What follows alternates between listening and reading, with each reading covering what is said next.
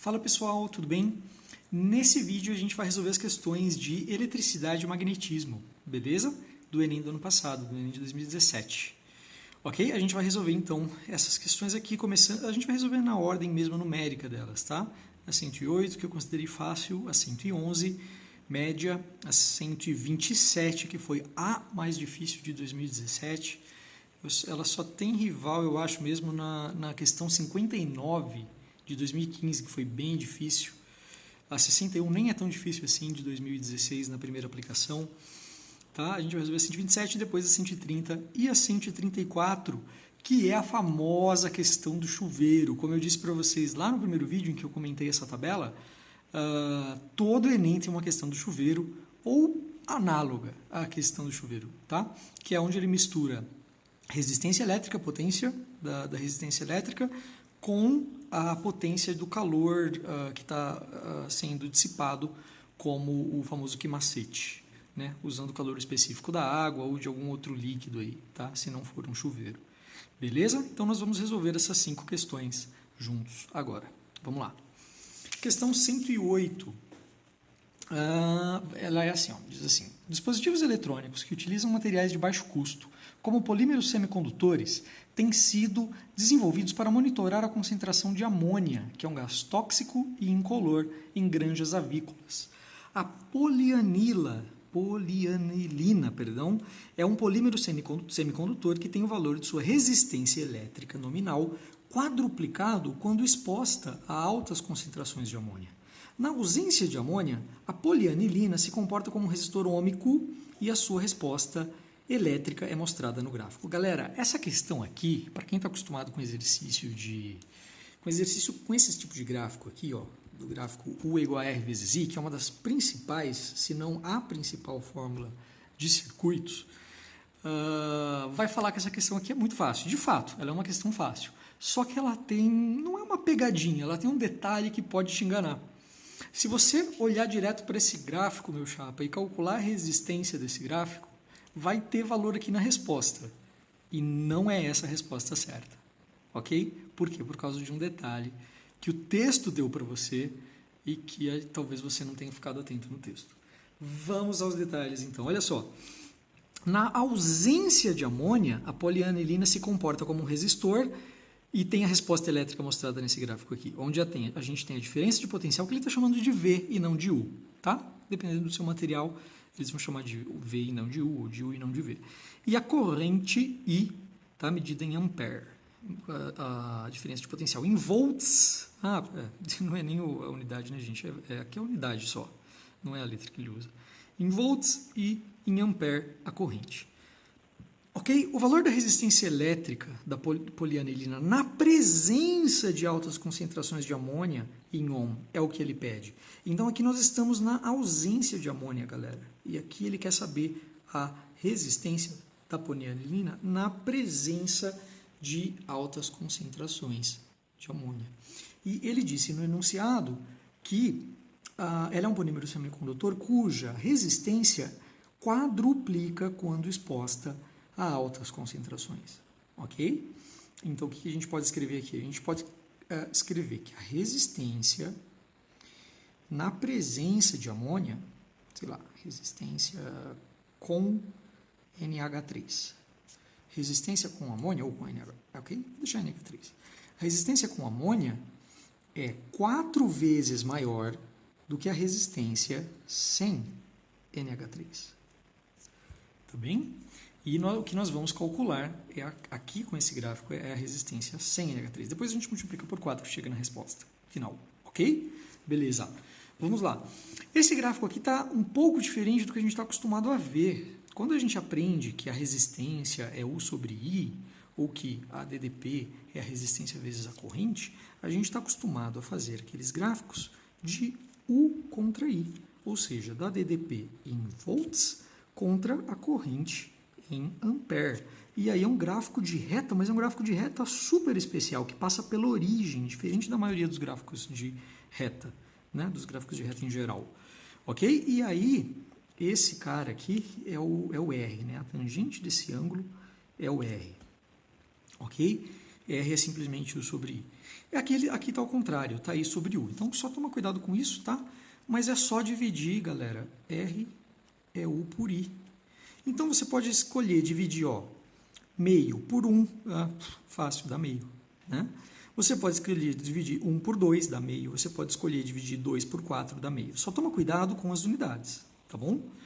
Ó, por exemplo, se eu escolher dividir aqui meio por 1, vai ser meio volt, beleza, não preciso fazer nada, meio volt, dividido por 1 vezes 10 a menos 6 ampere, ok? Só toma cuidado com esse 10 a menos 6 ampere, ok? Quanto que dá isso daí? Bom, lá em cima deu meio, embaixo tem 10 a menos 6, mas 10 a menos 6 embaixo é a mesma coisa que 10 a mais 6 em cima, certo? Ok? Eu posso passar para cima trocando o sinal. Ok, meio volt, e aí volt sobre ampere já dá ohm. Ok? Isso está tudo no sistema internacional. Eu tenho volt, tenho ampere, vai me dar resistência também no sistema internacional. Então, essa resistência é meio vezes 10 a mais 6 ohms. Ok? É meio milhão de ohms, portanto, certo? Essa daqui é a letra grega ômega maiúsculo, tá? Que é a unidade que ele está pedindo.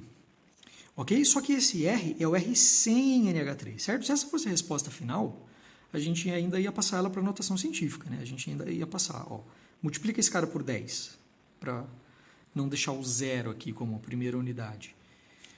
Então, multiplica esse cara por 10. Se eu multipliquei esse cara por 10 e quero manter esse número sem danificá-lo, sem alterá-lo, se eu multipliquei isso por 10, eu tenho que dividir isso por 10. 10 à sexta dividido por 10 é 10 à quinta. Então, se essa fosse a resposta final, seria 10 a quinta ohms. E olha lá, tem essa resposta, galera. E aí é que tá, tem essa resposta, e não é a correta. Porque essa daqui é a resistência sem o NH3. Ele está pedindo a resistência com o NH3, na presença de amônio. Beleza? Então é 4 vezes isso. Dá para usar o primeiro valor ali, ó. 4 vezes meio, galera, dá 2. Tá? Vamos usar esse primeiro valor.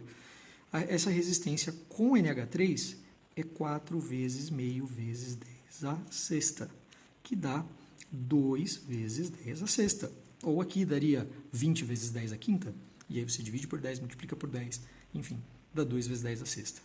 Ok? Ohms. E essa é a resposta correta. Beleza? Questão tranquila, exceto por esse percalço que pode ter pego alguns aí no ano passado.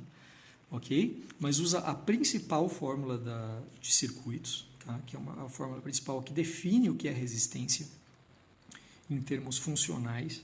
Ok? Resistência é DDP sobre corrente. Se você quiser entender a resistência, ela é quanta. Por que ela chama resistência?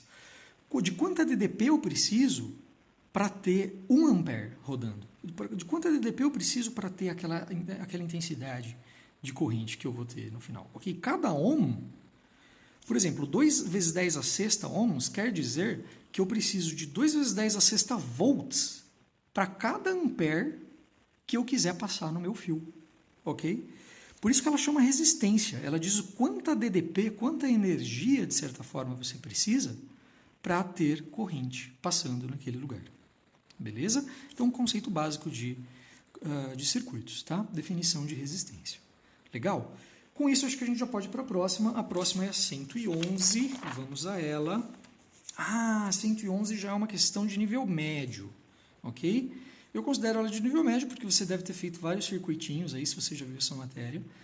Tá? Ela assusta um pouco à primeira vista, mas deixa eu dar uma dica para vocês. A maioria das questões de circuito que assusta à primeira vista tem alguma coisinha que simplifica no meio do caminho. Tá?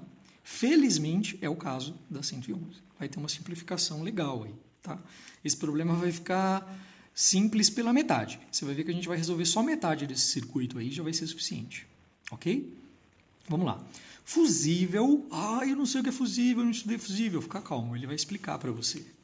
Fusível é um dispositivo de proteção contra sobrecorrente em circuitos, ou seja, corrente alta demais.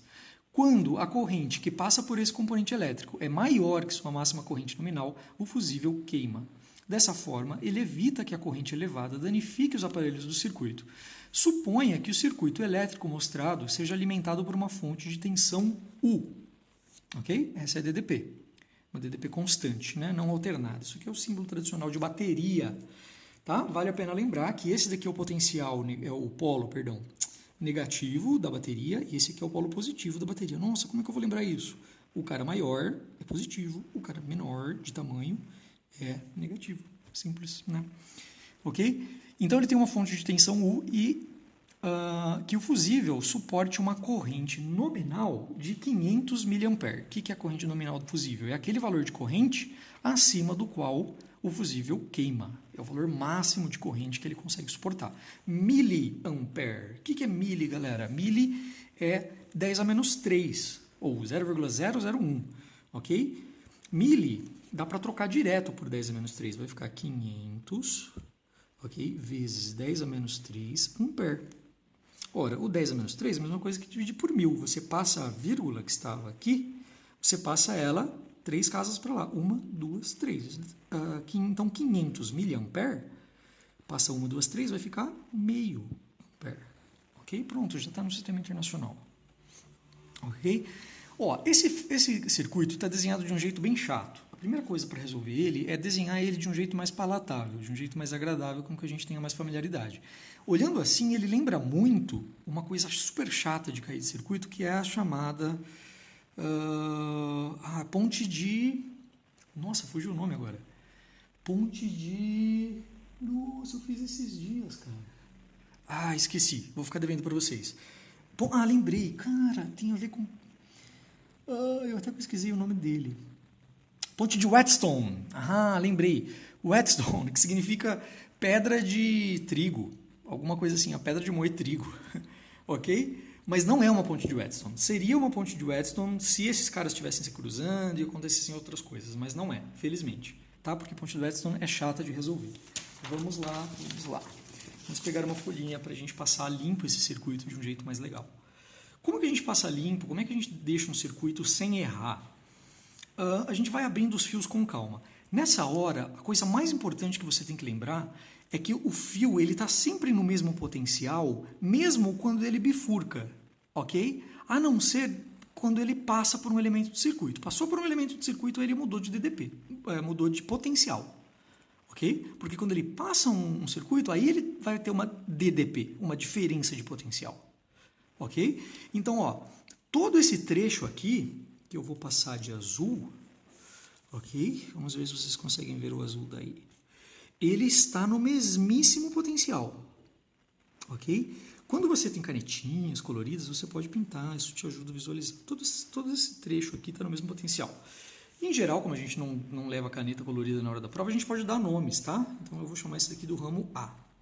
Aqui é A, desse lado é A, desse lado é A, desse lado é A. Tá? Então vamos começar com esse lado aqui, ó, que é o polo positivo, beleza? Esse lado A vai bifurcar em 3 pedaços. Um deles vai lá para cima com uma única resistência e o outro vai abrir aqui, ó. E esse pedaço aqui está em paralelo com esse pedaço aqui, consegue ver? Esses dois pedaços estão em paralelos, então eu vou fazer assim, ó.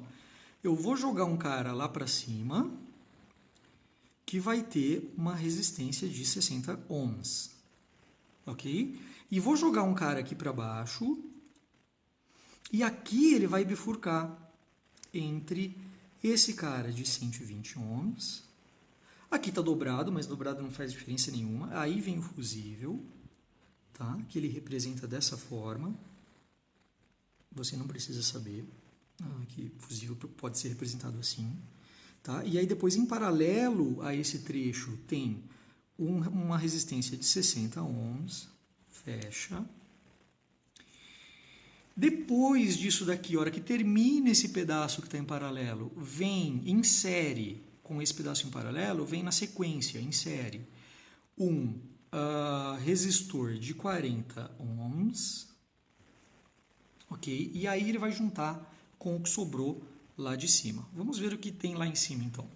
Ora, depois desse cara de 60 ohms, eu vou abrir e vou ter 2 caras que estão em paralelo entre si. Ok? Essa dobrinha aqui não faz diferença nenhuma. Eu vou abrir e tenho 2 caras que estão em paralelo entre si. Então eu vou abrir eles assim, ó, para você visualizar fácil que eles estão em paralelo. É um de 60 ohms e um de 30 ohms. Ok?